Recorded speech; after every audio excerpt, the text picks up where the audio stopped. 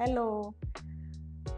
आयुर्वेदामध्ये skin disease जे सांगितले आहेत क्रॉनिक आणि मॉडर्न सायन्समध्ये क्रॉनिक, तर बऱ्याच लोकांना, सगळ्या सर्वसामान्यांना प्रश्न पडतो की कुठला ॲप्रोच चांगला आहे, डर्मेटॉलॉजिकल ॲप्रोच चांगला आहे की होलिस्टिक ॲप्रोच चांगला आहे.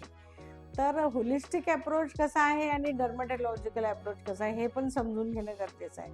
जे होलिस्टिक मेडिसिन्स असतात आयुर्वेदामध्ये, तर त्याचा अप्रोच असा असतो की तुमचे स्किन डिसीज जे क्रॉनिक झालेले आहे, तर त्याच्यामध्ये कुठल्या कुठल्या ऑर्गन्सची इन्व्हॉल्वमेंट आहे, तुमच्या बॉडीमधल्या काय काय गोष्टी नीट कराव्या लागतील, ज्याच्यामुळे तुमचा स्किन डिसीज जो इतक्या वर्षापासून आहे तो कम्प्लिटली क्युअर होईल.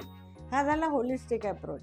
आणि डर्मॅटॉलॉजिकल अप्रोच असा असतो की त्याचे जे सिम्पटम्स आहेत, समजा एखाद्याला एक्झिमा आहे आणि त्याला खूप इचिंग होत आहे, तर मग तात्पुरतं ते सिम्पटम्स थांबवायचेत आपल्याला. मग त्याच्यासाठी आपण सेट्रिझिन किंवा अँटीहिस्टॅमिनिक जेवढे प्रॉडक्ट आहेत, तर ते प्रॉडक्ट त्यांना सजेस्ट केले जातात. Emulsions, moisturising cream plus tropical steroids, असे 2-3 वेगवेगळे कॉम्बिनेशन त्या अप्लिकेंट म्हणून लावायला आणि तात्पुरते जे सिम्पटम्स आहेत ते कमी करण्याचा.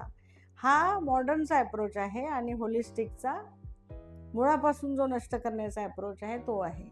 तर हे दोन्हीही वेगवेगळे आहेत. होलिस्टिक अप्रोच हा केव्हाही बेस्ट आहे, कारण तुमच्या स्किनच्या जे डिसऑर्डर्स आहेत किंवा जे क्रॉनिक झालेलं आहे, तर त्याला क्लीन करताना तुमचं लिव्हर फंक्शन, तुमची बॉडी डिटॉक्स करणं आणि त्याच्यानंतर मग तुमची स्किन चांगली करणं, ह्या गोष्टी केव्हाही ॲप्रिशिएबल आहे आणि पेशंटला लाँग टर्म इफेक्ट देणारे आहे. तर हे समजून घेणं गरजेचं आहे. थँक्यू.